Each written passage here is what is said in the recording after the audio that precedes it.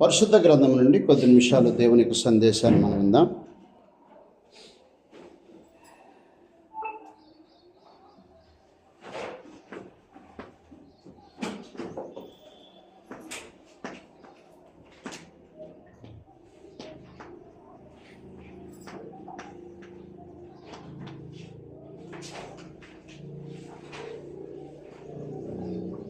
దారిలో ఏం జరిగింది అనే సంగతి గ్రంథం నుంచి ఆలోచన చేస్తాం.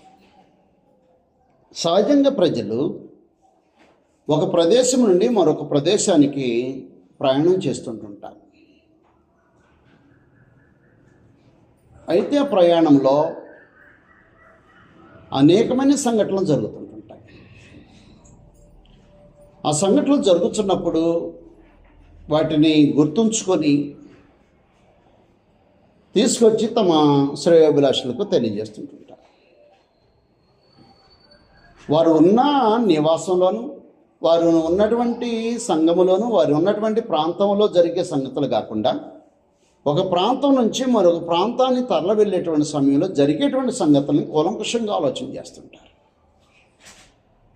అలాగే గ్రంథంలో ఒక ప్రాంతం నుంచి మరొక ప్రాంతానికి తరలి వెళుతున్నప్పుడు దారిలో ఏం జరిగిందో అనే సంగతులు పరిశుద్ధ గ్రంథం మనకు వర్ణిస్తూ ఉంటుంది. కావున మనం జాగ్రత్తగా ఆలోచించాలి. వారి ప్రయాణంలో దారిలో ఏం జరిగింది అనే సంగతులు మనం ఆలోచన చేస్తాం. ప్రాముఖ్యంగా మనం చదువుకున్నటువంటి లేఖన భాగం లోకాసువార్త 10వ అధ్యాయం. లోకాసువార్త 10వ అధ్యాయం 30వ వచనం నుంచి మాటలు రాయబడి ఉన్నాయి. 10వ అధ్యాయం 30వ వచనం. అందుకు యేసు ఇట్లా ఒక మనుష్యుడు యెరూషలేము నుండి యెరికో పట్టణమునకు దిగి వెళుచును దొంగల చేతిలో చిక్కెను. ఏం జరుగుతుంది ప్రాముఖ్యంగా అంటే యెరికోకు వెళ్ళే దారి అన్నమాట. యెరికోకు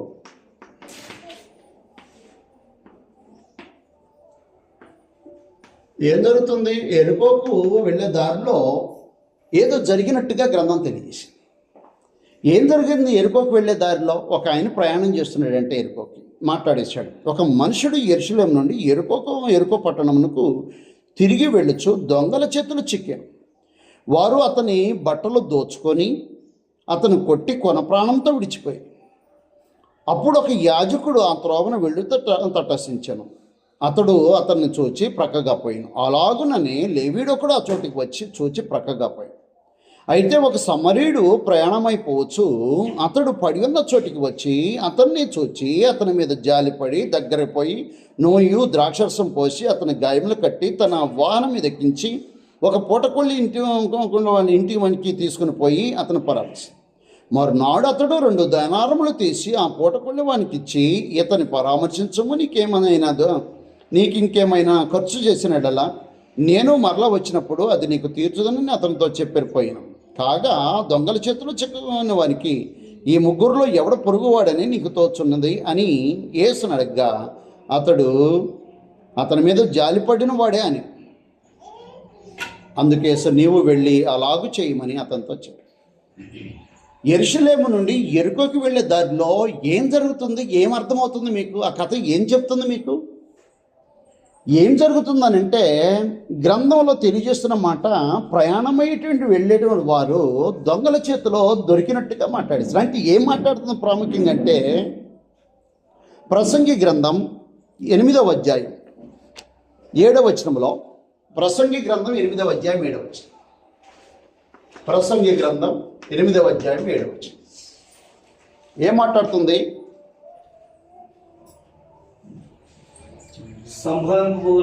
సంభవింపబోనది నరులకు తెలియదు. అర్థమవుతుందా? సంభవింపబోనది ఏంటన్నమాట? నరులకు తెలియదు. మరి ఎవరికి తెలుసు? దేవునికి మాత్రం తెలుసు. సంభవించబోయే దేవునికి తెలుసు. కాబట్టి యెరికో మార్గంలో ఏం జరుగుతుందని అంటే నీలాగా నాలాగా ప్రయాణం చేస్తుంటే ఒక మనుషుడు దొంగల చేతిలో చిక్కుకున్నాడంట. కాబట్టి తనకు తెలియదు ఆ మార్గంలో ఒక భయంకరమైన పరిస్థితి ఉంటుందని. కాబట్టి నువ్వు లోకంలో జీవించేటప్పుడు ఇంట్లో జీవించు, లేదా సమాజంలో జీవించు, లేదా సంఘంలో జీవించు, లేదా ఏ విధమైన ప్రయాణం అన్నది నువ్వు చెయ్యి. కానీ ఏం జరిగిద్దో, ఏ సమయమున ఏం జరిగిద్దో తెలియదు కాబట్టి నువ్వు జాగ్రత్త పడాలని చెప్పేసింది ఈ ప్రయాణం. ఈ ప్రయాణం చెబుతుందనమాట. ఏమి సంభవిస్తుందో మనకు తెలియదు కాబట్టి జాగ్రత్త పడాలని చెప్పేస్తుంది ప్రాముఖ్యంగా. యాకోబు రాసినటువంటి పత్రిక 4వ అధ్యాయం 14వ వచనంలో, యాకోబు రాసిన పత్రిక 4వ అధ్యాయం 14వ వచనంలో, ఎరుకోకు వెళ్ళే దారిలో ఏమి నీకు నేర్పుతుందంటే, ప్రాముఖ్యంగా ఒకడు దొంగల చేతుల్లో చిక్కుకున్నాడు, కొట్టబడ్డాడు, అన్నీ దోచుకోబడ్డాయి. కాబట్టి ఈనాడు వాస్తవానికి నువ్వు ఆలోచన చేయాలి. లోకంలో జీవించేటప్పుడు ఏ దినాన నువ్వు ఉద్యోగానికి పోతావో, వ్యాపారానికి పోతావో, వ్యవసాయ పనికి పోతావో, సువార్త పనికి పోతావో, నీ ప్రయాణంలో దారిలో ఏం జరిగిద్దో తెలియదు అని చెప్పేసి మాట్లాడేశాడు. అంటే ఏంటని అర్థం? జరుగుతుందేందో నరునికి సంభవించే తెలియదు. కాబట్టి నువ్వేం చేయాలన్నమాట, జరగబోయేదాని ముందే నువ్వు జాగ్రత్త పడాలి అని చెప్పేసి ప్రాముఖ్యంగా ఇక్కడ ఏమంటాడంటే, రేపేమి సంభవించునో మీకు తెలియదు కనుక మీ జీవం ఏ పాటిది, కాబట్టి రేపేమి సంభవిస్తుందో తెలియదు. వాస్తవానికి అదే మార్గంలో కొట్టబడ్డాడు, అదే మార్గంలో ఒక యాజకుడు పోయాడు, గాయాలతో పడిన వాడిని చూశాడు. లేవీడు అటే మార్గంలో పోయాడు, గాయపడ్డవాడిని చూశాడు. నేనేమంటున్నానంటే, వారు ఏ ఉద్దేశంతో వాడిని పట్టించుకోకుండా దాటిపోయారో నాకు తెలియదు. కానీ ప్రాముఖ్యంగా గ్రంథం ఏం తెలియజేస్తుందంటే, పై వచనాల్లో ప్రాముఖ్యంగా మా పై వచనంలో ఏమన్నాడు చూడండి ఒకసారి. లోకసు వార్త 10వ అధ్యాయం 25వ వచనంలో, 10వ అధ్యాయం 25వ వచనం. అసలు సందర్భం ఈ విధంగా మాట్లాడుతున్నాడు. ఎందుకు ఒక మనిషిని అలా కొట్టినప్పుడు ఏం జరిగింది? లేవీడు యాజకుడు అడుగుంటా పోయాడు కదా. వాళ్ళు ఎవరో వాస్తవానికి దేవుని సముఖంలో యాజకత్వం చేసేవాళ్ళు, దేవుని సముఖంలో దేవుని చేత కొనియాడబడగలిగేటువంటి వాళ్ళు, దేవుడు మెచ్చుకునేవాళ్ళు, దేవుని సన్నిధిలో బలి అర్పించగలిగిన వాళ్ళు. కాబట్టి వాళ్ళ పరిస్థితి ఏంటంటే ప్రాముఖ్యంగా మాట్లాడుతున్నాడు. దాన్ని దేని గురించి మాట్లాడంటే ప్రేమ గురించి మాట్లాడేసాడు. అక్కడ చూడండి 25వ వచనం. ఒకప్పుడు ధర్మశాస్త్రోపదేశకుడు లేచి, బోధకుడా నిత్యజీవమునకు వారసుడగుటకు నేనేమి చేయగలనని ఆయనను శోధించుచు అడిగాను. అందుకు ఆయన, ధర్మశాస్త్రమందు ఏమి రాయబడి ఉన్నది, నీవేమి చదువుతున్నావు అని అడగగా, నీ దేవుడైన ప్రభువును నీ పూర్ణ హృదయంతో, నీ పూర్ణ మనసుతో, నీ పూర్ణ శక్తితో, నీ పూర్ణ వివేకంతో ప్రేమింపవలెను, నిన్ను వలె నీ పొరుగు వారిని ప్రేమించాలి. 2 ఆజ్ఞల గురించి మాట్లాడేశాడు. ఎప్పుడైతే ఒక వ్యక్తి నిత్య జీవానికి పాత్రుడు కావాలంటే గ్రంథం తెలియజేసింది, ఒకటి దేవుని ప్రేమించాలి, నీ పొరుగువాడిని ప్రేమించాలి. మరి నా పొరుగువాడెవడో నేను ప్రేమించడానికి అని చెప్పేసి అడిగాడు. పొరుగువాడెవడనంటే ఎవడైతే రక్తం మడుగుల్లో కొట్టబడి దోచబడి అన్ని సమస్యలను చేసి ఉన్నాడో, పడి ఉన్నాడో, అలాంటి వాడిని ప్రత్యేకంగా పరామర్శించినటువంటి సమరయుడి గురించి మాట్లాడాడు. ఎవరో వీళ్ళ ముగ్గురులో ఎవరు ఈ ముగ్గురులో పొరుగువాడు ఎవరనంటే ప్రత్యేకంగా కష్టకాలలో ఉన్నవాడిని ఆదుకోగలిగిన వాడు అనమాట. ఒక శ్రమలో ఉన్నవాడిని ఓదార్చేవాడు అనమాట. వాస్తవానికి గ్రంథం తెలియజేస్తుంది. ప్రాముఖ్యంగా ఎఫెసీయులకు రాసిన పత్రిక 4వ అధ్యాయం 28వ వచనంలో గ్రంథం తెలియజేస్తుంది. కాబట్టి ఎవరికి ఏం సంభవించుదో తెలియని కారణాన గ్రంథం ఏం తెలియజేస్తుందనంటే, రెండో సంగతి, ఈ సమరయుడు అక్కడ ఉన్నటువంటి పడి ఉన్నటువంటి ఆ యొక్క మనుషుడు, దొంగల చేతులు చిక్కబడినటువంటి మనుషుడు, దోచుకోబడిన మనుషుడు, కొట్టబడ్డటువంటి మనుషుడిని పరామర్శిస్తున్నట్టుగా గ్రంథం తెలియజేసింది. ఇప్పుడు ఎఫెసీయులకు రాసిన పత్రిక 4వ అధ్యాయం 28వ వచనంలో ఒక మాట ఈ విధంగా అన్నాడు, దొంగిలు వాడు ఇక మీదట దొంగలక అక్కర కలిగిన వారికి పంచిపెట్టినట్లు అన్నాడు. ఇంతకీ ఎవరో పొరుగువాడు? దారిలో ఏం జరిగిందంటే ఒక పొరుగువాడు పడి ఉన్న వాడిని పరామర్శిస్తున్నాడు అన్నాడు. ఎవడా పొరుగువాడు అనంటే ప్రత్యేకంగా దొంగతనం చేసేవాడు దొంగతనం చేయటం మానేసి అక్కర కలిగిన వారికి పంచిపెట్టగలిగిన స్వభావం కలిగిన వాడు పొరుగువాడు. అక్కర కలిగిన వాడిని పంచిపెట్టగలిగిన వాడు ప్రత్యేకం పొరుగువాడు. గ్రంథం మాట్లాడేసింది ప్రాముఖ్యంగా. దారిలో ఏం జరిగింది? పొరుగువాడికి లేదా అక్కర కలిగిన వాడికి పంచిపెట్టినటువంటి వాతావరణం ఉంది. ఈనాడు క్రీస్తుప్రభు సంఘములో దొంగతనం చేసేవాడు దొంగతనం చేయటం మానేసి అక్కర కలిగిన వారికి పంచిపెట్టగలిగేటువంటి స్వభావం కలిగిన వాడు ఏమన్నాడంటే, నిన్ను వలె నీ పొరుగు వారిని ప్రేమింపము అని చెప్పేసి ఇచ్చినటువంటి ఆజ్ఞలో రెండో ఆజ్ఞను నెరవేర్చేవాడై ఉన్నాడు ప్రాముఖ్యంగా. కాబట్టి దారిలో ఒక తన పొరుగువాడిని ప్రేమిస్తున్నటువంటి స్వభావం కనపడుతుంది. దారిలో ఏం కనపడుతుందనంటే ప్రాముఖ్యంగా ఏం జరుగుతుందో తెలియదు అన్నాడు.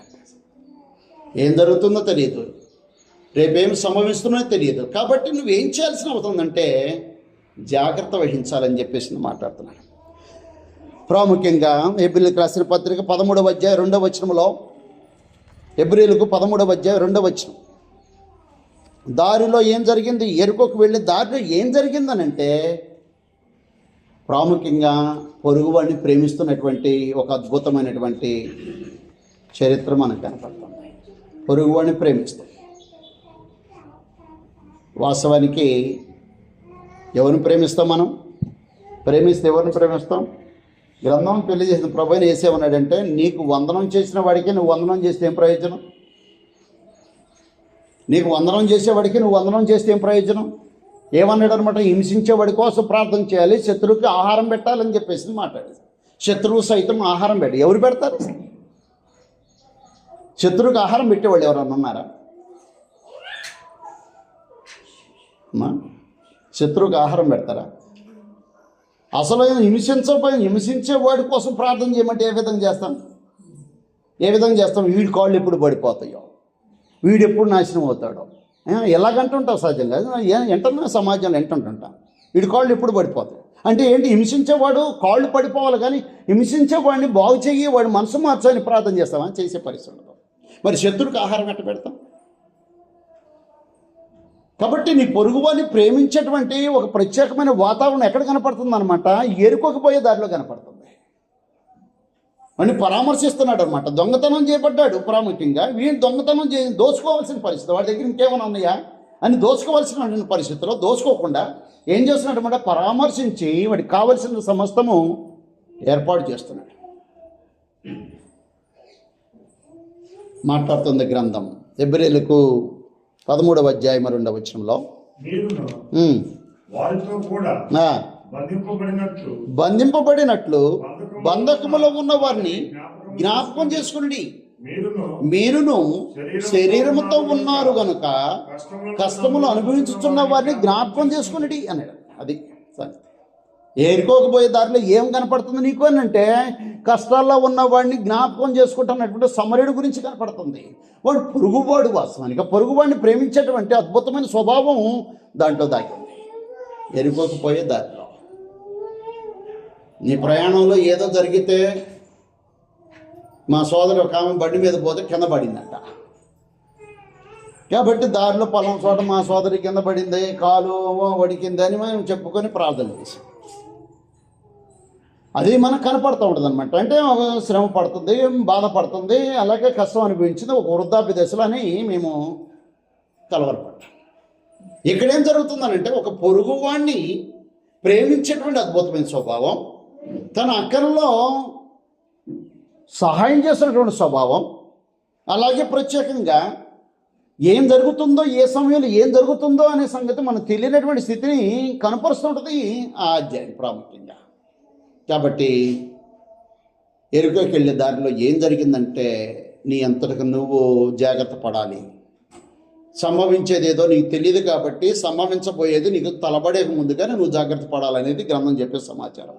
రెండో సమాచారం, నీ పొరుగువాడిని ప్రేమించే స్వభావంలో అక్కర కలిగినటువంటి తన స్థితిలో నువ్వు సహాయం చేయాల్సిన అవసరం ఉంది. కష్టములను అనుభవించే వారిని జ్ఞాపకం చేసుకోనము అన్నాడు. ఎందుకంటే ఇంకో మాట అన్నాడు, మీరును శరీరంతో ఉన్నారు కనుక, మీరును శరీరంతో, మీరు కూడా బతికి ఉన్నారు కాబట్టి మీకు కూడా ఏదో ఒక రోజు ఏదో ఒక కష్టం నీకు తలబడిద్ది. కష్టంగా ఉన్నటువంటి వాడి విషయంలో నీవు వాడి కష్టంలో పాలు పుచ్చుకోవాలి అని చెప్పేసింది గ్రంథం. ఒకవేళ యాజకుడు లేవీడిపోయి ఉంటాడు. గ్రంథంలో ధర్మశాస్త్రం ఏముందనంటే, అపవిత్రమైన దాన్ని ముట్టుకోవద్దనే ఒక పదాన్ని ఉపయోగిస్తుంటాడు. కాబట్టి ఒకవేళ గాయాలతో కొట్టుమిట్టాడుతున్నటువంటి మనిషిని ముట్టుకోకూడదేమనేటువంటి భావంతో వాళ్ళు ఉన్నారేమో నాకు తెలియదు, కానీ ప్రభుని యేసుక్రీస్తు వారు ఈ చెప్పేటువంటి ఈ సమాచారంలో ఒక ప్రతిష్ఠించబడ్డ ఇక యాజకుడు దేవుని యొక్క మందిరంలో సేవ చేసేటువంటి ఒక లేవీడు ఏం చేశాడంటే తన పొరుగువాడిని ప్రేమించలేని స్థితిలో ఉన్నాడని చెప్పేసి ఇక్కడ. కాబట్టి దారిలో ఒక సమరీయుడు అంటే దాని అర్థం ఏంటి? సమరీయుడు అంటే దాని అర్థం ఏంటి? నువ్వు యూదుడు కదా, నేను సమరీయురాలను కదా, మేమిచ్చే నీళ్ళు నేను దాగవు కదా అంటే ఇదేంటి? దాని అర్థం ఏంటి? ఒక వాస్తవానికి సంస్కృతి, జాతి, అలాగే ప్రత్యేకంగా భాష, ప్రాంతం, వంశం, తెగ ఏం చేస్తుందన్నమాట, అక్కడికి వస్తున్నాయా? అక్కడికి రావట్లేదు. కాబట్టి మనం జాగ్రత్తగా ఆలోచించేయాలి. పట్టింపు లేకుండా పొరుగు వాడిని ప్రేమించే అద్భుతమైన స్వభావం కావాలి. అరే వీడు మన జాతి వాడే, వీడు మన భాష మాట్లాడేవాడే, అరే వీడు మనవడే కానీ సహాయం చేయడం కాకుండా పొరుగు వాడిని ప్రేమించే అద్భుతమైన స్వభావం కావాలి. బస్సులో పోతున్నాను, కూర్చొని ముచ్చట్లాడుతూ ఉన్నాం, కానీ మన కొలపోడు అని తెలిసింది పక్కన. ఏమనిపించింది ఇప్పుడు? ఏమి దీని చెనక్కాయలు 10 తీసుకో ఏం చేస్తాం? మనం కొలపోడని తెలిసింది, ఏం చేస్తాం అన్నమాట. కొలపోడికి చెనక్కాయలు పెట్టడం పెద్ద విశేషం కాదు. నా మాట మీకు అర్థమవుతుందా? కొలపోడికి చెనక్కాయలు పెట్టడం ఏం విశేషం కాదు. ఎవరికనమాట నీ పొరుగువాడిని ప్రేమించాలన్నాడు. పొరుగువాడు అంటే ఎవడున్నా కష్టంలో ఉన్నవాడు అన్నాడు గ్రంథంలో. అక్కడ బాధలో ఉన్నవాడు, అలాగే సమరీయుడు ఎవరికి చేస్తున్నాడు అనమాట. నీ పొరుగువాడు ఎవడు? నువ్వు కూడా అలాగే చేయిపోయి అన్నాడు. అప్పుడు నీకేం జరిగింది అన్నాడు అనమాట. నిత్య జీవం నీకు సొంతమైంది. అయ్యా నేను నిత్య జీవానికి వారసుడు కావాలంటే ఏం చేయాలని అంటే నీ పొరుగువాడికి చేసినట్టుగా నువ్వు చేయిపో అన్నాడు. ఈనాడు నిత్య జీవం కావాలంట, అక్కడ గలవానికి పంచిపెట్టేటువంటి స్వభావం లేదంట. అలాగే ప్రత్యేకంగా గ్రంథం తెలియజేస్తుంది, కష్టాల్లో ఉన్నవానికి పాలు పంపులు పొందుకునేటువంటి పరిస్థితి లేకుండా ఉంటుంది. అప్పుడు ఏముంటుంది? నిత్య జీవం ఉంటుందా? ఉండదు. కాబట్టి ఎరుకోబోయే దారిలో నీకు ఏం నేర్పుతుందని అంటే ప్రత్యేకంగా కష్టాల్లో ఉన్నవాడిని పాలు పుచ్చుకోవాల్సిన అవసరం ఉందని చెప్పేసింది గ్రంథం. నీ అంతటికి నువ్వు ఆలోచించేయి. ఏ దినమును ఏ సంభవిస్తుందో తెలియదు. కాబట్టి నువ్వు బ్రతుకున్నప్పుడే దేవుడు అనుగ్రహించినటువంటి రక్షణకు నువ్వు పాత్రవై ఉండాల్సిన అవసరం ఉంది. పాముకి అంటే నిత్య జీవానికి వారసును కావాలంటే దాని అర్థం ఏంటి? అయ్యలారా నేను నా ఇంటి వారు రక్షణ పొందాలంటే ఏం చేయాలి అని అన్నాడు. ఏం చేయాలి? అప్పుడు వాక్యాన్ని బోధించిన తర్వాత వాళ్ళు బాప్టిసం పొందిన తర్వాత వాళ్ళు ఆనందంగా జీవితం గడిపారు. కాబట్టి నిత్య జీవానికి వారసులు అవ్వటానికి కారణం ఏంటి? అక్కడ బాప్టిసం పొందటం ఒక మార్గం అయితే ఇక్కడ మాట్లాడుతున్నాడు అనమాట. తన పొరుగు వారికి పొరుగు వారిని ప్రేమించడం ఇంకొక మార్గం అయింది. కాబట్టి ఏరుకో దారిలో ఏం జరిగిందనే సంగతి గ్రంథంలో ప్రభుని యేసు మాట్లాడుతున్నాడు. ఈ దారిలో ఇలా జరిగింది కాబట్టి ఏ దినాన్ని ఏం సంభవిస్తుందో మనకు తెలియదు. కాబట్టి జాగ్రత్త వహించాలని చెప్పేసాడు. గలతీలకు 6వ అధ్యాయం 10వ వచనం. గలతీలకు 6వ అధ్యాయం 10వ వచనం. ఎందుకనంటే పరమదేవుడు పక్షపాతం లేనివాడు. దేవుడు పక్షపాతి కాదు. గ్రంథంలో ఇలా మాట్లాడుతున్నాడు. గలతీలకు 6వ అధ్యాయము 10వ వచనంలో. గలతీలకు 6వ అధ్యాయం 10వ వచనం. కాబట్టి మనకు సమయము దొరికిన కొలది అందరి ఎడలను, విశేషంగా విశ్వాస గృహమునకు చేరిన వారి ఎడలను మేలు చేయదము. ఏం చేయాలన్నమాట? సమయం దొరికే కొద్ది ఏం చేయాలి? సమయం దొరికే కొద్ది ఏం చేయాలి? సమయం దొరికే కొద్ది నువ్వు ఏం చేయాలని అందరి ఎడలను, విశేషంగా విశ్వాస గృహం అంటే సంఘంలో ఉన్నటువంటి పరిశుద్ధుల యొక్క విషయంలోనూ మేలు చేయాలి అని చెప్పేసి మాట్లాడేసి. ఎవరు మేలు చేస్తున్నారు? ఎవరు మేలు చేస్తున్నారు? నా మాట మీకు అర్థమవుతుందా? ఎరుకోలో జరిగే సంగతులు, ఎరుకో దారికి వెళ్ళే దారిలో ఏం జరుగుతుందనే సంగతి అనమాట. ఒకటి కష్టములో ఉన్నవాడికి జ్ఞాపకం చేసుకుంటాడు. రెండోది అక్కరగల వారికి,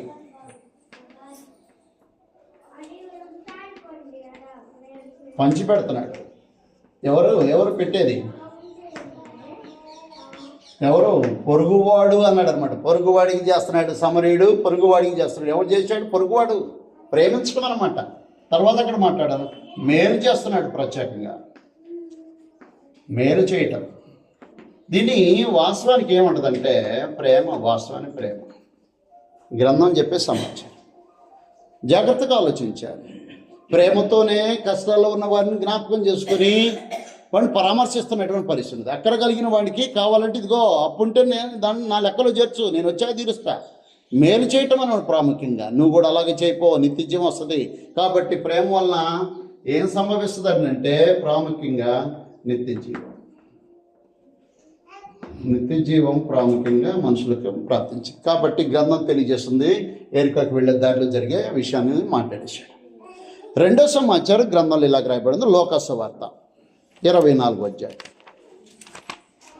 లోకసువార్త 24వ అధ్యాయం. లోకసువార్త 24వ అధ్యాయము 13వ వచనంలో ఈ మాట రాయబడింది. లోకసువార్త 24వ అధ్యాయము 13వ వచనం నుంచి మాట రాయబడి ఉన్నాయి. ఇదిగో ఆ దినమందే వారిలో ఇద్దరు యెరూషలేమునకు ఆమె దూరంలో ఉన్న అమ్మాయో అని ఒక గ్రామమునకు వెళ్ళుచు జరిగిన ఈ సంగతులన్నిటి గురించి ఎరికోతో ఒకరు సంభాషించుచుండేది. వారు సంభాషించు ఆలోచించుకుంటుండగా యేసు తానే దగ్గరకు వచ్చి వారితో కూడా నడిచెను. అయితే ఆయన గుర్తుపట్టం లేకుండా వారి కన్నులు మూయబడిను. జాగ్రత్తగా మనం ఆలోచించాలి. ఇక్కడ ఏం జరుగుతుందనంటే అమ్మాయికి ఎరుషలేముకు ఆమడ దూరంలో ఉన్న ఎమ్మాయి అనే గ్రామంలో దగ్గరికి ఏం జరుగుతుందనమాట, ఎమ్మాయికి వెళ్ళేటువంటి దారిలో, ఎరుషలేము నుండి ఎమ్మాయికి పోయేటువంటి దారిలో ఏం జరుగుతుందనంటే తన శిష్యులు వారు ఏం చేస్తున్నారంటే ప్రభుని యేసుక్రీస్తు వారి యొక్క మరణము గురించి మాట్లాడుకుంటున్నారు. ఆయన సమాధి నుంచి లేపబడిన విధానాన్ని గురించి మాట్లాడుకుంటున్నారు. అయ్యో మా సహోదరులు సమాధి దగ్గర పోతే ఆయన లేడే, మా సహోదరులు సమాధి దగ్గర పోతే ఆయన లేడే అని ఒకళ్ళొకళ్ళు ఎవరి గురించి మాట్లాడుకుంటున్నారు? దారిలో ఎవరి గురించి మాట్లాడుకుంటున్నారు? ప్రభుని యేసుక్రీస్తు గురించి, ఆయన మరణము సమాధి గురించి మాట్లాడుకుంటున్నారు. సమాధిలో నుంచి సమాధి నుంచి ప్రభుని యేసుక్రీస్తు లేవటం గురించి మాట్లాడుకుంటున్నారు. దారిలో జరిగే కార్యక్రమం.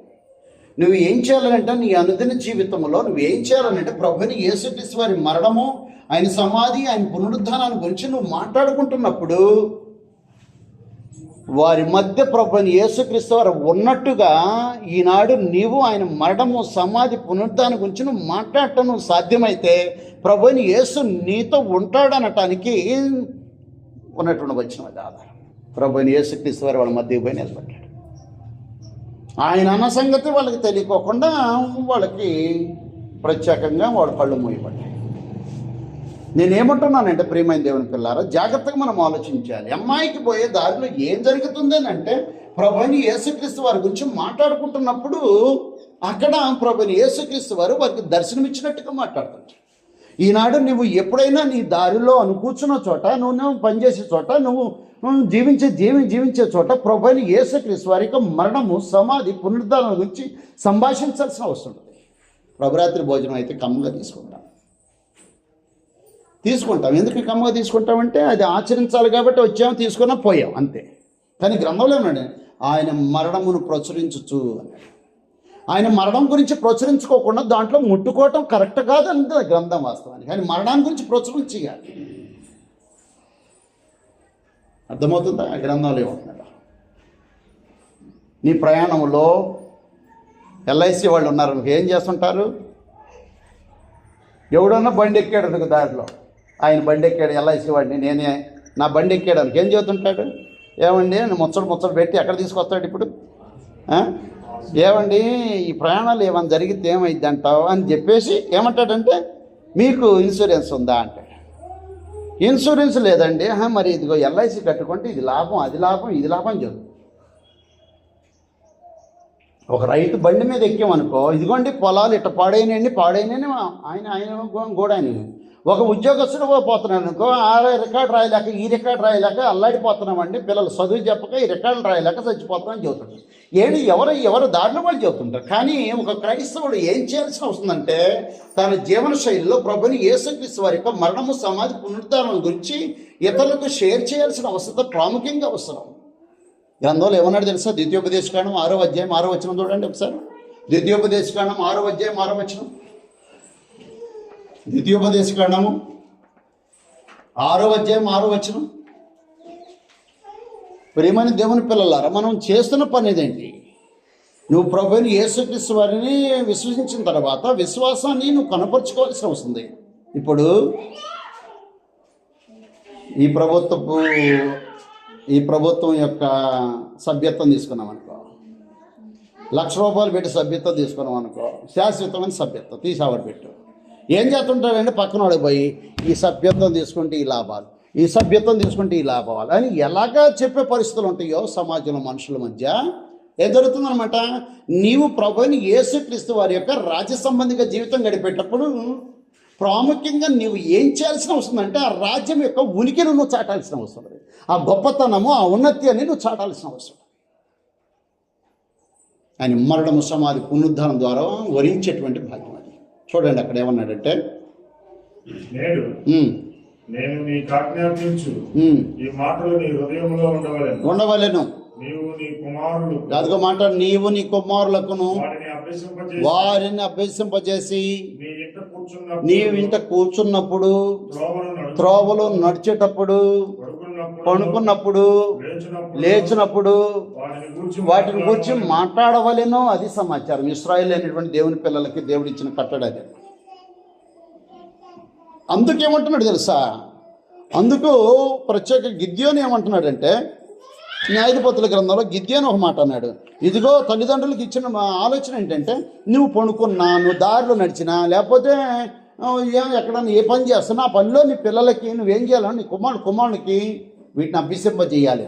ఏం అభ్యసింపజేయాలి? దేవుని యొక్క ధర్మశాస్త్రాన్ని అభ్యసింపజేయాలి, దేవుని యొక్క మాటలను అభ్యసింపజేయాలి. కాబట్టి ఆ సమయంలో ప్రాముఖ్యంగా గిద్యోను మాట్లాడుతున్న మాట ఏంటంటే, 6వ అధ్యాయము న్యాయాధిపతుల గ్రంథం 12వ వచనంలో, యెహోవాతో అతను కనపడి పరాక్రమంగా బలాఢ్యుడా, యెహోవా నీకు తోడై ఉన్నాడని అతనితో అనగా, గిద్యోను చిత్తమున ఏలినవాడ, యెహోవా మాకు తోడై ఉండిన ఎడల ఇదంతయు మాకేలా సంభవించును? యెహోవా ఐగుప్తులో నుండి మమ్మల్ని రప్పించిన అని చెప్పొచ్చు. మా పితరులు మాకు వివరించిన, అదిగో చూడండి, మా పితరులు మాకు వివరించిన ఆయన అద్భుత కార్యములు ఏమాయను? మా పితరులు మాకు వివరిస్తున్నారు, మాకు గుర్తున్నాయి వాటన్నిటిని. ఆ అద్భుత కార్యాలు అన్నీ ఏమైపోయినాయి అని చెప్పేసి మాట. కాబట్టి ఆ గిద్యోను యొక్క తల్లిదండ్రులు ఏం చేశారన్నమాట? ఇంతకీ గిద్యోను యొక్క తల్లిదండ్రులు గిద్యోనికి ఏం చేశారు? పడుకున్నా, దారిలో నడుస్తున్నా, ఏ పనిలో ఉన్నా వాళ్ళు ఏం చేస్తున్నారన్నమాట? దేవుని ధర్మశాస్త్రాన్ని నీట్గా వారికి దారిలో వివరించిన వాళ్ళు అయి ఉంటారు. ఈనాడు నువ్వు చేసే ప్రతి పనిలో, అంటే నువ్వు ప్రయాణంలో, లేకపోతే నీ ఉద్యోగంలో, నీ వ్యాపారంలో, నీ సమస్తమైన జీవనశైలిలో ప్రభువుని యేసుక్రీస్తు వారి యొక్క మరణము, సమాధి, పునరుద్ధానం గురించి చర్చించాల్సిన అవసరం ప్రాముఖ్యంగా అవసరం. నువ్వు చర్చిస్తున్నప్పుడు నీకు తెలియకపోతే దేవుని ప్రభువుని యేసుక్రీస్తు వారు నీతో పాటు ఉంటాడనటానికి రుజువు ఎమ్మాయికి పోయే దారిలో జరిగే కార్యక్రమం. గ్రంథంలో మనము జాగ్రత్తగా ఆలోచించాలి. 24వ అధ్యాయము లోకాసువార్త 24వ అధ్యాయం. ప్రియమైన దేవుని పిల్లలారా, ఏం జరుగుతుంది ప్రాముఖ్యంగా?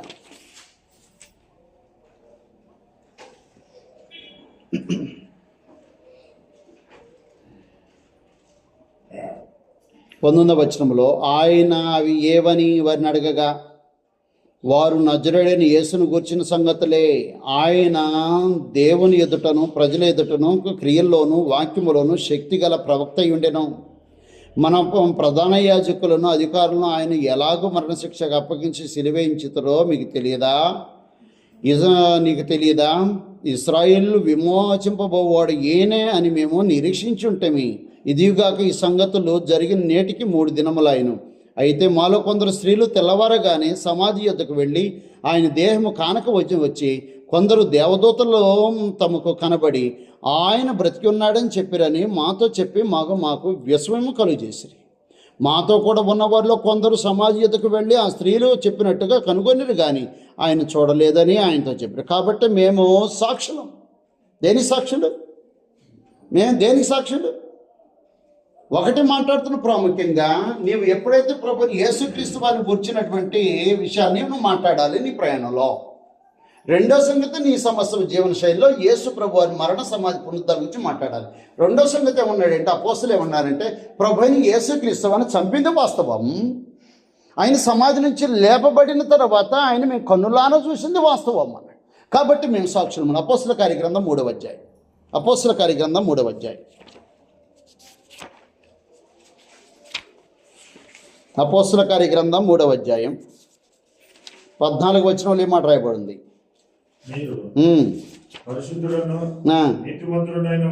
మీరు పరిశుద్ధుడు నీతిమంతుడైన వారిని నిరాకరించి నరహంతకుడైన మనుషుని మీకు అనుగ్రహింపమని అడిగితిరి. మీరు జీవాధిపతిని చంపితురు గాని దేవుడు ఆయన మృతుల్లో నుండి లేపెను. అది సంగతి మేము సాక్ష్యం. ఎలా తెలుస్తుంది మేము సాక్ష్యం అని ఎలా చెప్తున్నాం? సమాధి నుంచి లేచిన సంగతి తమ దగ్గర పోతే లేడు ఆయన లేచిన వాడు లేడు. రెండో సంగతి మేము దారిలో ఆయన గురించి మాట్లాడకుండా పోతే మాకు దర్శనం ఇచ్చాడు, మాతో మాట్లాడాడు, అదిగో మాతో మనతో కలిసి నడిచాడు, మాకు అన్ని సంగతులు మాట్లాడాడు అని చెప్పేసి అక్కడ ఉన్నటువంటి వారు మాట్లాడుతున్నారు. మీరు చంపారు, జీవాధిపతిని చంపారు, కానీ ఆయన సమాధి నుంచి దేవుడు ఆయన లేపాడు, దానికి మేము సాక్షులు. ఏం మాట్లాడుతున్నారు వీళ్ళ అపోస్తలు అని అంటే, ప్రత్యేకంగా ప్రభుని యేసుక్రీస్తు వారి యొక్క మరణము సమాధి పునరుద్ధరణను గురించి ప్రచురం చేయటం మొదలుపెట్టేశారు.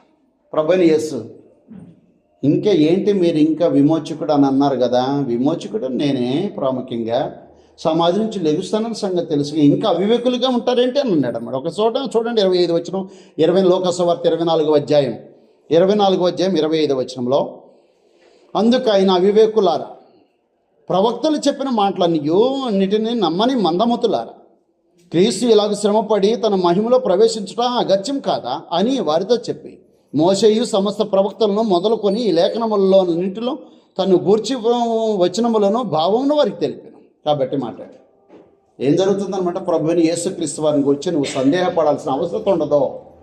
ఆయన చావు, ఆయన సమాధి, ఆయన పునరుద్ధానము నీ జీవితానికి నిత్య జీవాన్ని అనుగ్రహించేదై ఉంది. ఆయన విశ్వాసం కలిగి జీవితం గడపగలిగేటట్టు చేశాడు. కాబట్టి మందమతులారా, ఎందుకు ఒక వాస్తవానికి మేము విమోచకుడు అనే సంగతి మీరు నమ్ముతున్నారు. అక్కడ 21వ వచనంలో ఇశ్రాయేలును విమోచించబోడు ఏనే అని మేము నిరీక్షించింటివి, ఇదిగా ఈ సంగతులు జరిగిన నేటికి 3 దినములే. విమోచించేవాడు విమోచిస్తాడు అనుకునేదంటే ఆయన సమాజం నుంచి లేచాడంట, ఆయన లేడంట, మరి మేము ఎట్లా విమోచించబడతామో మాకు అర్థం కావట్లేదు అన్నట్టుగా మాట్లాడితే మందమతులారా, అవివేకులారా. ప్రవక్త వచనాల్లో మోషే ధర్మశాస్త్రం ప్రభుని యేసు సమాధి నుంచి లేపబడాలని తెలిసి ఉంది కదా, దానిపైన మీరు ప్రకటించండి పోయింది. అప్పుడు అంటున్నారు బట్ట, మీరు జీవాధిపతిని చంపితిరి కానీ దేవుడు ఆయన మృతుల్లో నుండి లేపాడు, అందుకు మేము సాక్షులం అని చెప్పడం మొదలుపెట్టారు. ఈనాడు ప్రభుని యేసుక్రీస్తు వారు లేచాడా? సమాధి నుంచి లేచాడా లేదా? లేచాడా అనేది నీ విశ్వాసమై ఉండాల్సిన వస్తుంటుంది. ఎందుకంటే ఆయన నీ కోసం చనిపోయాడు, సమాధి చేయబడ్డాడు, లేపబడ్డాడు అని విశ్వాసం ఉండాల్సిన. రోమపత్రిక 10వ అధ్యాయం 9వ వచనంలో మేము ప్రకటించే విశ్వాస వాక్యం ఏంటంటే, యేసు ప్రభువుని నీ నోటితో ఒప్పుకొని దేవుడు ఆయన మృతుల్లో నుండి లేపినని నీ హృదయమందు విశ్వసించినడలా నువ్వు రక్షించబడతావు. అది నీ విశ్వాసమై ఉండాల్సిన అవసరం. వాళ్ళేమో కన్నులారా చూశారు, కానీ ఈనాడు అపోస్తలుల బోధ ప్రకారంగా నువ్వేం చేస్తావంటే ప్రభువుని యేసు సమాధి నుంచి లేచాడు అన్నటువంటి విశ్వాసంతో ఆయన ప్రభువుగా నువ్వు అంగీకరిస్తావు. కాబట్టి అమ్మాయికి పోయే దారిలో ఏం జరుగుతుంది? అమ్మాయికి వెళ్ళే దారిలో ఏం జరుగుతుంది? ఒకటి, నువ్వు ప్రభువుని యేసుక్రీస్తు వారిని మరణాన్ని సమాధిని మాట్లాడుకోవాల్సిన వస్తుంది. నువ్వు మాట్లాడేటప్పుడు యేసు తోడుగా ఉంటాడు.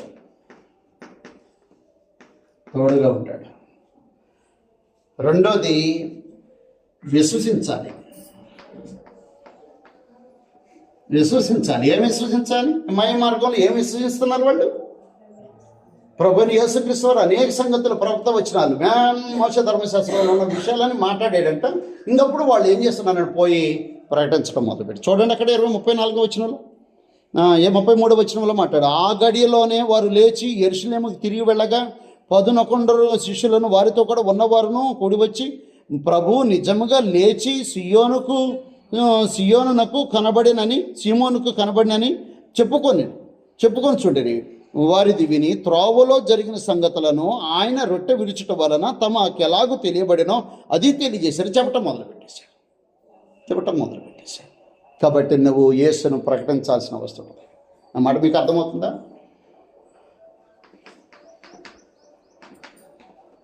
యేసును గురించి నువ్వు డిస్కషన్ చేయాలి. రెండోది యేసు ప్రభుని గురించి నువ్వు విశ్వసించాలి. యేసు ప్రభుని గురించి ప్రకటించాలి. ఆ 3 కార్యక్రమాలు ఎంఐకి పోయే దారిలో జరిగింది. వాళ్ళ జీవిత అనుభవాలు, అపోస్తలుల యొక్క జీవిత అనుభవాలు. ఈనాడు నీ జీవితం అనుభవం ఏంటో, నీ యొక్క విశ్వాస ప్రయాణంలో నీ జీవితం అనుభవం ఏంటో, నీ బోధి సంబంధమైనటువంటి జీవితంలో నీ యొక్క అనుభవం ఏంటో ప్రభువైన యేసుక్రీస్తు వారితో ఆలోచించాలి. 1, ఎరుకోకి వెళ్ళే దారిలో ఏం జరిగిందో గ్రంథం వివరించింది. 2, ఎమ్మాయికి పోయే దారిలో ఏం జరిగిందో అనే సంగతి వివరించింది. 3 సమాచారం గ్రంథం ఇలాగ ఉంది. అపోస్తల కార్యగ్రంథం 8వ అధ్యాయం. అపోస్తల కార్యగ్రంథం 8వ అధ్యాయము 26. అపోస్తల కార్యగ్రంథం 8వ అధ్యాయం 26 వచనం.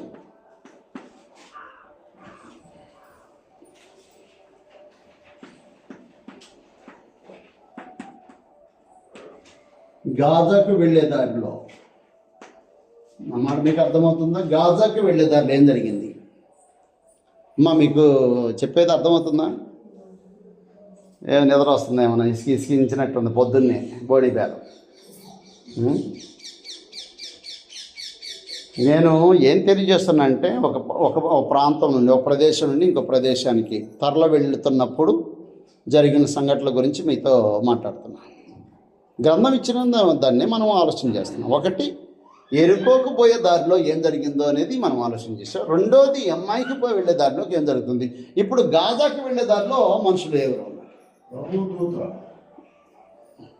నేను అడుగుతున్నా, ఎరుకోకు వెళ్ళే దారిలో ఏం జరిగింది? ఒకడు కొట్టబడ్డాడు, ఒకడు 2 దాటిపోయారు, ఇంకొకడేమో పరామర్శించి సమస్తం జరిగించేశాడు. అది అక్కడ జరిగేది. 2, ఎమ్మాయికి వెళ్ళే దారిలో ఏం జరిగింది?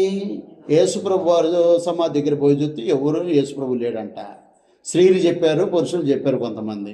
కాబట్టి వీళ్ళు ఏం చేస్తున్నారు? అయ్యో మన విమోచకుడు లేడే, మనం విమోచిస్తాడని అనుకుంటున్నాం కదా, కానీ దారిలో ఇంకా లేడు అక్కడ, మరి ఎట్టా విమోచిస్తాడు అన్నట్టుగా ఆయన గురించి డిస్కషన్ చేసుకుంటూ పోతుంటే ప్రభువైన యేసు వాళ్ళ దగ్గరికి వచ్చి అనేక సంగతులు వివరించేశాడు.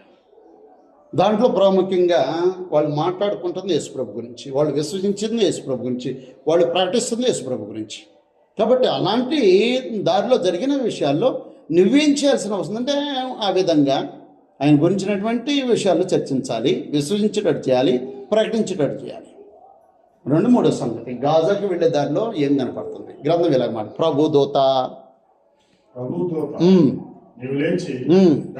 దక్షిణముగా వెళ్ళి యెరూషలేము నుండి గాజాకు పోవు అరణ్య మార్గమున కలుసుకోమని పిలుపుతో చెప్పగా, యెరూషలేము నుండి గాజాకు పోతున్నాడు ఒక ఆయన పోతున్నాడు. అక్కడ ఒక రథంలో ఒక ఆయన పోతున్నాడు.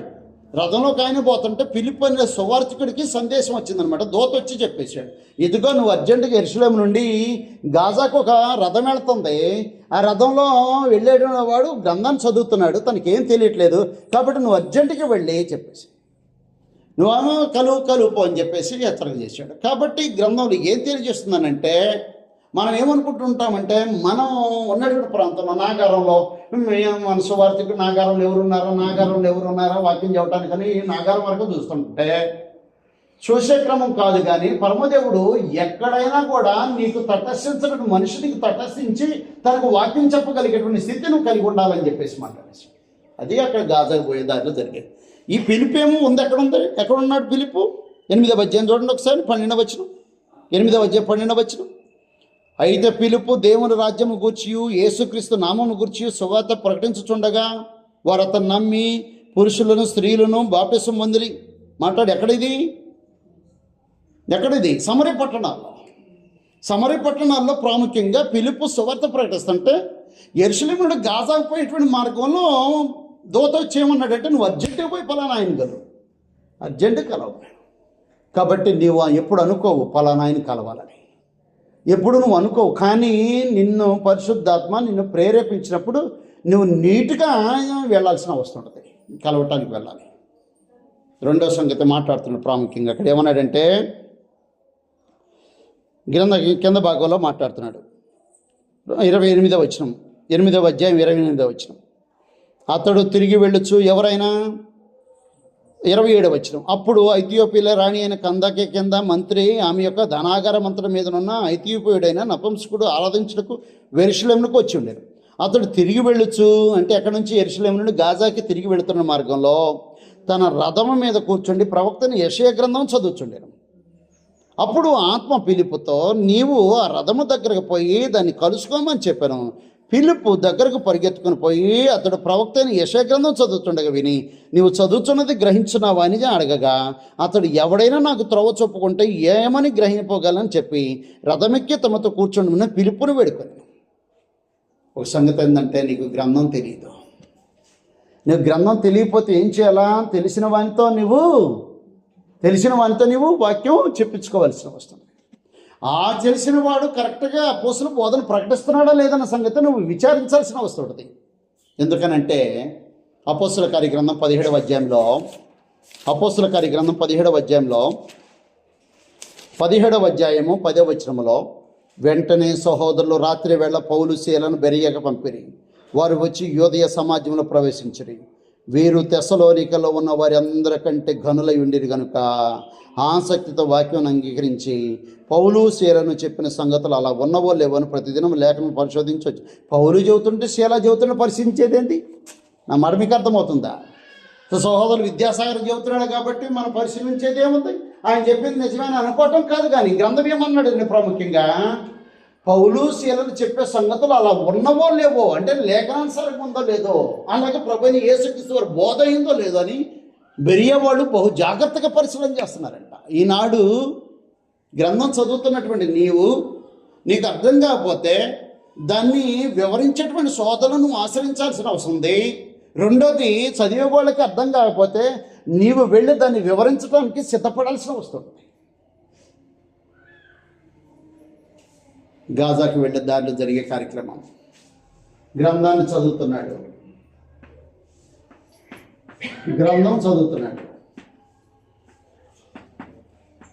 కానీ అర్థం కావట్లా. ఏం చేయాలి ఇప్పుడు? ఆయన ఏం చేయాలా? గ్రంథం తెలిసినవన్నీ పిలుచుకోవాలి. నీకు తెలియకపోతే పిలుచుకోవాలి. గ్రంథం తెలిసినవన్నీ పిలుచుకోవాలి.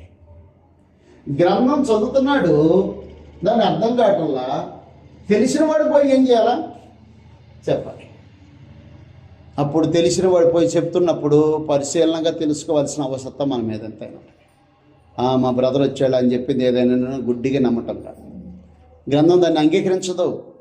గుడ్డిగా నమ్మటం కాదు, వాస్తవానికి పరిశీలనగా తెలుసుకోవాల్సిన వస్తున్నది. దేవుని మార్గాన్ని పరిశీలనగా తెలుసుకోవాలి.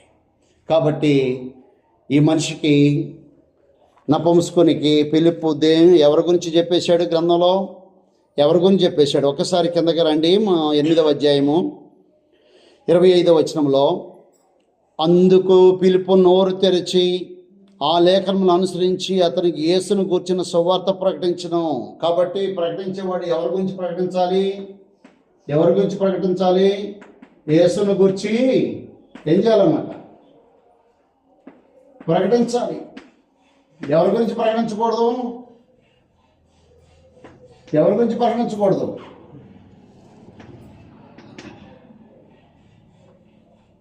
ప్రకటించకూడదు? ఫిలిప్పు దగ్గర పోయి, నేను పెద్ద ఇంత సేవకుడిని, ఇదిగో నేను అక్కడ సమరయ పట్టణానికి వచ్చాను, ఆ సమరయ పట్టణంలో దేవాకి వాక్యం ఉంటే ఎంతోమంది మారు మనసు పొందారు, నేను చేతులు పెడితే బాప్టిసం పొందారు, ఇదిగో పరిశుద్ధాత్మ, ఈ కథలు ఏమి లేవు అక్కడ. ఆయన గొప్పతనము, ఆయన ప్రభావం, ఆయన పలుకుబడి, ఆయన పద్ధతులు, ఆయన గొప్పతనాలు ఏమీ లేవు అక్కడ. ఫిలిప్పు తన గొప్పతనం చెప్పటం లేదు. లేకపోతే తను ఏ విధంగా యెరూషలేము నుంచి వచ్చాడో, వచ్చేటప్పుడు ఏ విధంగా శ్రమలో అనిపించాడో ఆ శ్రమల గురించి చెప్పటం లేదు అక్కడ. ఏం చెబుతున్నాడు అపోస్తలుడైన ఫిలిప్పు? ఏం చెబుతున్నాడు వాస్తవానికి? అక్కడ మాట్లాడిన మాట ఏంటంటే, ఫిలిప్పు మాట్లాడింది ప్రాముఖ్యంగా 8వ అధ్యాయంలో మాట్లాడిన సంగతి 12వ వచనంలో, ఫిలిప్పు దేవుని రాజ్యమును గురించి యేసుక్రీస్తు నామమును గురించి సువార్త ప్రకటించుతుండగా వారు అతను నమ్మి అని చెప్పేశాడు. అట్లాగే ఏం దగ్గరకు వచ్చిన తర్వాత ఏం చెబుతున్నాడంటే, యేసును కూర్చి నోరు తెరిచి ఆ లేఖను అనుసరించి యేసును కూర్చుని సువార్త ప్రకటించాలి. ఎవరికైనా విశ్వాసం కలిగి ఉండాలంటే ఏం చెప్పాలా? ఎవరైనా విశ్వాసం కలిగి ఉండాలంటే ఏం చెప్పాలా?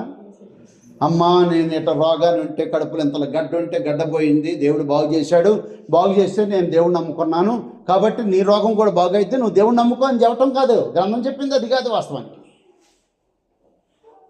అది కాదు చెప్పింది గ్రంథం, అది కాదు చెప్పింది. ఏమంటున్నాడు తెలుసా? ప్రాముఖ్యంగా ఈ నోరు తెరిచి ప్రభుని యేసుక్రీస్తు వానికి వచ్చిన వార్త నీకు ప్రకటించవలసిన వస్తుంటుంది.